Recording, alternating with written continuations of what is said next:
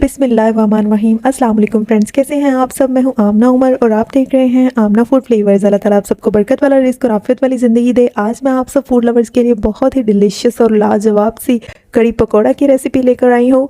मैं आपको बताऊंगी वो सब टिप्स एंड ट्रिक्स जिसे यूज़ करने से आपकी कड़ी इतनी लाजवाब बनेगी कि सब उंगलियां चाटते रह जाएंगे।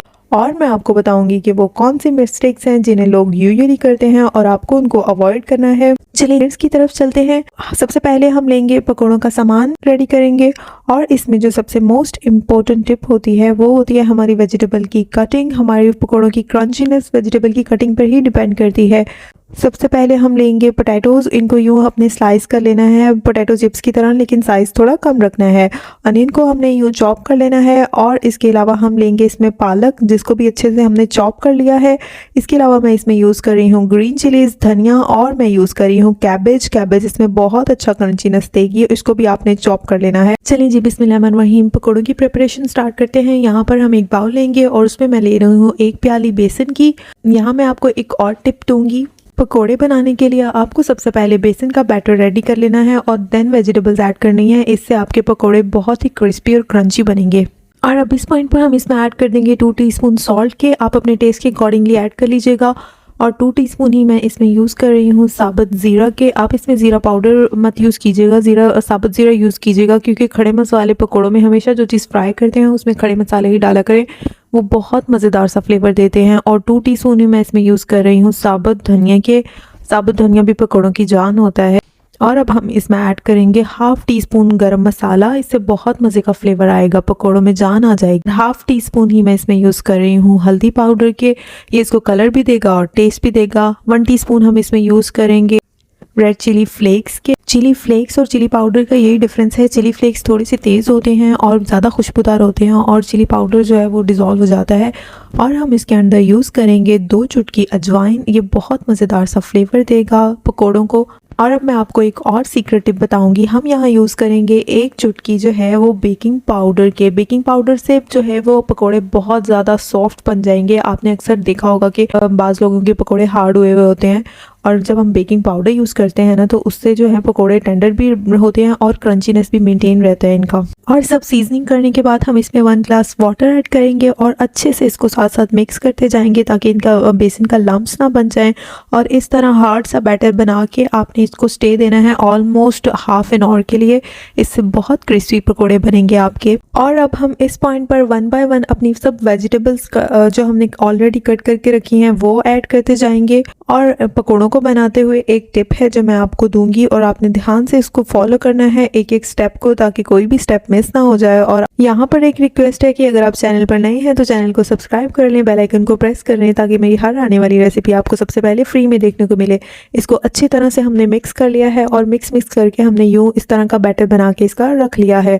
अब ऑयल को हम गर्म करेंगे और ऑलमोस्ट 120 डिग्री पर हम इसे बहुत अच्छी तरह गर्म करना है। देन हम इसमें ऐड करेंगे पकोड़े। यहाँ मैं आपको वो टिप दूंगी कि पकोड़े हमने जो है वो फ्लेम को हाई करके ऐड करने हैं, कभी भी स्लो फ्लेम पे ठंडे तेल में नहीं ऐड करेंगे। अगर आप ठंडे तेल में ऐड करेंगे तो पकोड़े जो हैं वो टूट जाएंगे और नीचे से लग जाएंगे कढ़ाई के पेंदे में।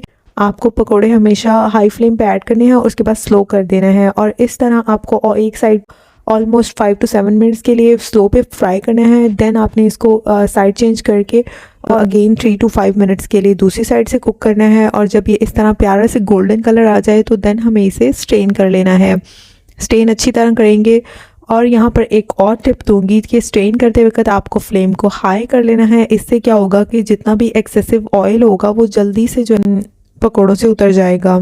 इस तरह आपको टर्न बाय टर्न जितना भी बैटर था सारे पकोड़े फ्राई कर लेने हैं और फ्राई करके उनको एक जगह पर रख लेना है। और जो गर्ल्स न्यू कुकिंग कर रही हैं पकोड़ों को स्टेन करते हुए या उनकी साइड चेंज करते हुए, मैं उनको एक टिप दूंगी कि आपने हमेशा अपने हाथों को ड्राई रखना है। आपके हाथों पे अगर थोड़ा सा भी पानी होगा वो गर्म ऑयल में गिर जाएगा और उससे ऑयल स्प्लैश होगा और आपके हाथों पे इंजरी हो सकती है। इसलिए आपने बी केयरफुली इसको आराम से करना है, ड्राई हैंड से करना है। तो जी देखिए माशाल्लाह अल्हम्दुलिल्लाह कितने खूबसूरत से गोल्डन कलर के पकोड़े बने हैं। आपने भी बिल्कुल इसी तरह का कलर देना है। और देखिए आपको पकोड़ों पर बिल्कुल भी ऑयल नज़र नहीं आ रहा है और ये इतने क्रंची और क्रिस्पी बने हैं, बिल्कुल कुरकुरे से बने हैं। आपको भी इसी तरह से ही स्टेप्स को फॉलो करना है। गरम तेल में जो है इसको डालना है और देन आप इसका फ्लेम लो कर देना है। अब हम कड़ी की तैयारी करते हैं। कड़ी के लिए हम लेंगे दो टमाटर लेंगे, एक अनियन लेंगे और ग्रीन चिलीज़ लेंगे 4 से 5 की। ये बहुत बेस्ट सोर्स होता है विटामिन सी का। और अब हम लेंगे एक पैन में ऑयल ले लेंगे। मैं यहाँ ऑलिव ऑयल यूज़ कर रही हूँ, आप कोई सा भी ऑयल यूज़ कर सकते हैं। तो फ्रेंड्स, कड़ी को भी पकौड़ों की तरह टेस्टफुल सा बनाने के लिए हमें स्टार्ट से ही इस पर मेहनत करनी पड़ेगी। एक एक स्टेप को ध्यान से फॉलो कीजिएगा। सबसे पहले हम ऑयल को गर्म कर लेंगे और गर्म करने के बाद हम इसमें अनियन का पेस्ट ऐड कर लेंगे। अनियन का पेस्ट ऐड करने के साथ ही हम इसमें खुशबू के लिए ऐड करेंगे 2 सिनेमन स्टिक और 2 मैं इसमें भी यूज़ कर रही हूँ बड़ी इलायची। बहुत मज़ेदार सी खुशबू देंगे। और अब हम इसमें ऐड कर रहे हैं जिंजर गार्लिक और ग्रीन चिलीज़ का पेस्ट। इसको भी साथ ही हमने बुनाई करनी है। साथ साथ हम अपना कड़ी के लिए जो हम दही का बैटर बनाएंगे वो भी रेडी कर लेंगे। उसके लिए मैंने यहाँ 1 ग्राम लिया है योगर्ट और उसमें मैं ऐड कर दूंगी 1 बाउल ऑफ बेसन और 2 टीस्पून हम यहाँ पर भर के हल्दी पाउडर यूज़ करेंगे। हल्दी पाउडर से ही हमारी कड़ी का खूबसूरत सा गोल्डन सा कलर आएगा। आपने हल्दी पाउडर ज़्यादा ऐड करना है और इसको अच्छी तरह से ब्लेंड कर लेना है ताकि कोई भी लम्स ना रह जाए। मसाले को भी हमने अच्छी तरह से भून लिया है और अब इस पॉइंट पर हम इसमें योगर्ट और बेसन का जो मिक्सचर बनाया है हमने ये ऐड कर देंगे। ये ऑलमोस्ट 1 लीटर योगर्ट का है और इसमें मैं ऐड करूँगी ऑलमोस्ट 1 लीटर ही पानी का। और इसको अच्छी तरह से आपने पकाना है। स्टार्ट पे फ्लेम को हाई रखेंगे ताकि इसमें उबाल आ जाए। देन फ्लेम को स्लो कर देंगे और स्लो फ्लेम पर हमने इसे 1 से 2 घंटे के लिए पकाते रहना है।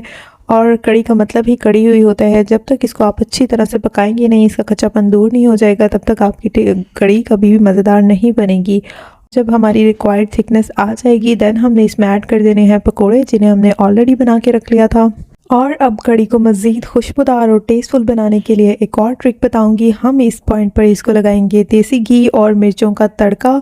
स्पाइसेस का तड़का लगाने से इतनी मज़ेदार और यमी सी कड़ी बन जाएगी। जैसे हमारी ज़िंदगी को मोहब्बत और मेहनत का तड़का लगता है, उसी तरह से कड़ी को भी जब तक देसी घी और स्पाइसेस का तड़का नहीं लगेगा ये प्यारी सी लुक नहीं आएगी इसके अंदर। माशाल्लाह अल्हम्दुलिल्लाह बहुत ही जायकेदार और लाजवाब सी कड़ी पकौड़ा बन गए हैं। मेरे से तो वेट नहीं हो रहा है, मैं तो इसे ट्राई करने लगी हूँ। आप भी अपने घर वालों को बना के खिलाएं और इन्जॉय करें। और अगर रेसिपी पसंद आई तो मेरे चैनल को सब्सक्राइब कर लें, बेल आइकन को प्रेस कर लें और अपना बहुत सारा ख्याल रखिएगा। मुझे दें इजाज़त। अल्लाह हाफ़िज़।